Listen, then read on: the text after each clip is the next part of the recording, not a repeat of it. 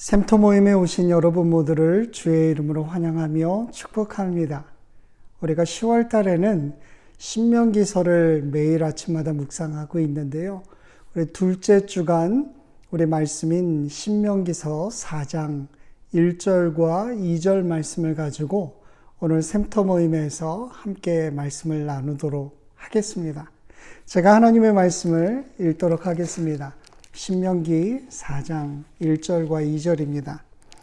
이스라엘아, 이제 내가 너희에게 가르치려는 규례와 법도에 귀 기울이라. 그 말씀에 복종하라. 그러면 너희가 살 것이며 너희 조상들의 하나님 여호와께서 너희에게 주시는 그 땅으로 들어가 차지할 것이다. 내가 너희에게 명령하는 것에 더하지도 빼지도 말고 오직 내가 너희에게 주는 너희 하나님 여호와의 명령을 지키라. 아멘. 하나님의 말씀입니다. 신명기 4장은 모세의 고별 설교 중에 첫 번째 설교의 결론 부분에 해당합니다. 여러분, 모세가 누구죠? 흔히들 모세의 오경을 기록한 사람이다 이야기하는데요. 이 모세가 하나님의 말씀을 적어서 기록한 것들, 이 율법은 어떻게 보면 굉장히 복잡하고 지루할 것 같아요. 그렇지만 사실 굉장히 단순하다고 보면 됩니다. 복잡한 기계를 다루는 엔지니어들 보면요, 기계의 작동에 대한 기본 원리를 알고 있기 때문에 사실 문외한인 우리와는 다르게 너무 쉽게 그것을 다룰 수 있는 것과 같은 그런 이치라고 생각하면 됩니다. 하나님께서는 오늘 말씀하신 데서도 자신이 명령한 것에 대해서 더하지도 말고 빼지도 말라. 우리에게 주는 하나님의 명령을 그렇게 지키라고 얘기하세요. 이것은 하나님이 어떤 분이신지를 알면 더욱더 분명해질 수 있어요. 하나님은요, 유일하신 신이세요. 또한 이스라엘 백성들을 누구보다 사랑하셨습니다. 이스라엘을 위해서 놀라운 기적도 행하셨던 분이라는 거죠. 그렇기 때문에 그가 이제 들어가서 살게 되는 그 가나안 땅이라고 하는 것은 이방신을 섬기는 그러한 땅이었기 때문에 이 땅을 들어가기 전에 먼저 하나님을 알아야 하는 것, 그게 필요했던 거예요. 그래서 하나님의 말씀을 그들에게 전달해 준 것입니다. 여러분, 하나님께서 창조하셨던 아담과 하와가 죄를 지을 때 하나님의 말씀을 가감하는 것이 문제였어요. 사탄이 하와에게 와서 뭐라고 얘기합니까? 하나님께서 정말 동산의 어떤 나무의 열매도 먹으면 안 된다고 이야기했느냐? 하와가요, 뭐라고 이야기합니까? 동산 한가운데 있는 나무 열매는 먹지도 말고 만지지도 말라 했습니다. 헷갈렸던 겁니다. 그러니까 사단이 그걸 먹으면 반드시 죽게 된다라고 하는 하나님의 말씀을 바꿔서 얘기해요. 그러면서 이거 먹어도 죽지 않고 오히려 하나님처럼 될 것이다 이야기합니다.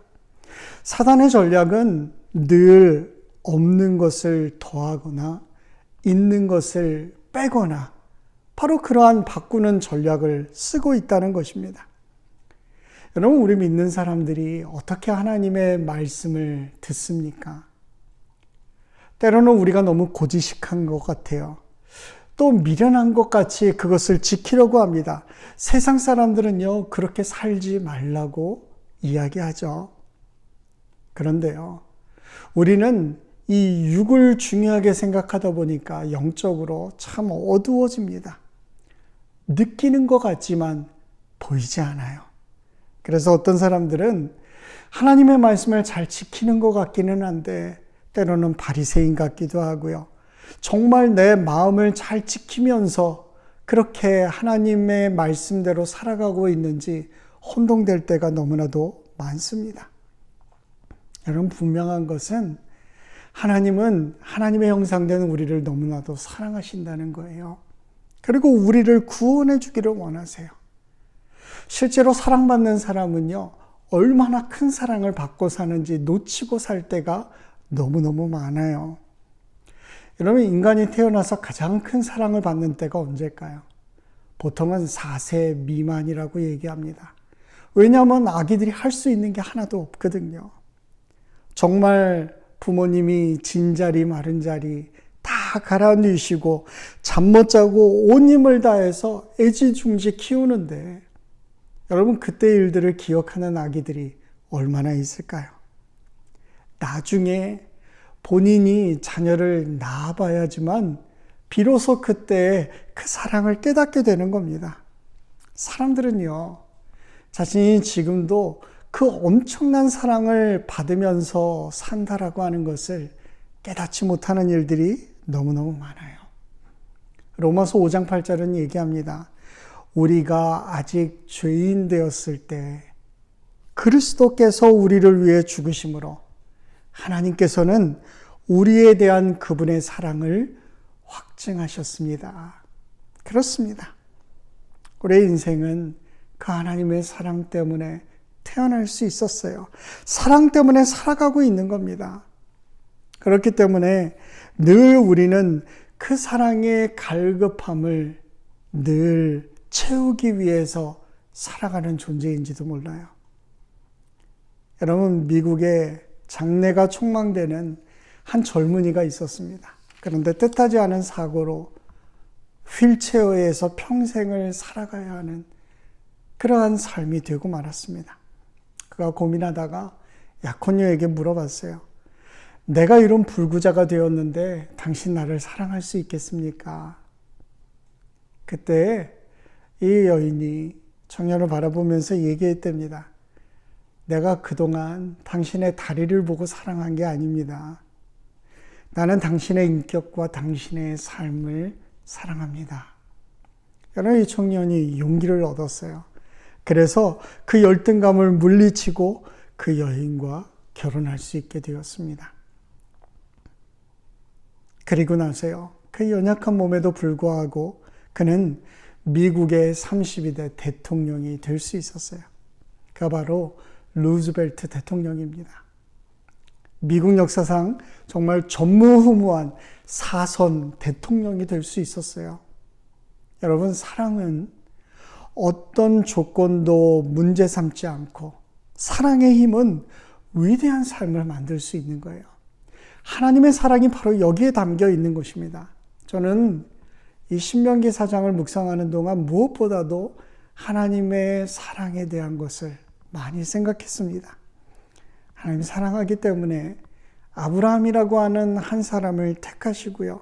사랑하기 때문에 애굽에서 종으로 살고 있었던 이스라엘 백성들을 이끌고 가나안 땅을 향해서 들어가기 시작합니다. 사랑하기 때문에 율법을 만드시고 그것을 지켜 행하라고 그들에게 또한 말씀해 주세요. 그리고요, 이제는 우상도 만들지 말고 그 우상을 섬기지도 말라, 그렇게 이야기하시는 거예요. 여러분, 심지어 이 4장 24절에 보면 정말 유명한 말씀이 나와요. 너희 하나님 여호와께서는 살라버리는 불이시요 질투하시는 하나님이시다. 하나님 외에 다른 것들을 사랑하면 그것 다 태워버리시겠다는 겁니다. 그만큼 질투하시는 거예요. 여러분, 다른 사랑의 대상은 있을 수 없는 거예요. 존재하지 않습니다. 하나님은 그것을 하나님의 말씀을 통해서 보기를 원하시는 거예요. 이것은 하나님의 가슴 절절한 인간에 대한 사랑을 표현하는 것이기도 합니다. 어떤 형상을 섬기든지 우상 섬기는 것, 그 어리석은 일이라는 거죠. 여러분, 우리가 살면서 하나님의 사랑을 느끼지 못한다면 우리의 인생은 결국 허망하게 된다라고 하는 것을 아셔야 합니다. 가장 건강한 삶은 하나님의 사랑을 느끼고 그래서 그분이 하신 말씀에 대해서 우리가 지키며 살아가는 삶이에요. 인간은 사랑의 감격과 기쁨과 행복에 필요한 존재입니다. 하나님께서 우리를 창조하실 때 정말 우리와 사랑하며 살기를 원하셨거든요. 사랑은 사람의 영혼까지도 변화시킬 수 있는 힘이 있어요. 제가 지난번 묵상에서도 이야기를 했었는데요. 향나무는 자기를 찍는 도끼날에도 향기를 묻혀준다. 여러분, 예수님의 사랑의 향기를 가진 우리 그리스도인들은요, 자기 자신을 괴롭히고 아픔을 주는 그런 다른 사람들의 도끼날에도 자신을 찍을 때 독이 아니라 하나님의 사랑을 묻혀서 그들에게 전해주는 거예요. 하나님께서 무엇을 말씀하시든지 그분의 사랑이 우리 안에 묻어 있기에 믿음으로 하나님 신뢰하면서 오늘도 주 안에서 정말 신실한 성도로 살아갈 수 있게 되기를 주의 이름으로 간절히 기도합니다. 제가 기도하겠습니다. 우리를 그 어떤 것과도 바꾸지 않을 만큼 정말 소중하게 사랑하시는 주님,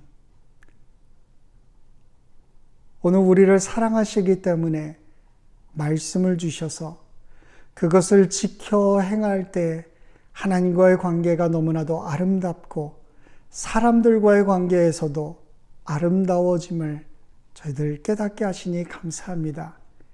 우리가 이 말씀 순종하며 살기를 소원합니다.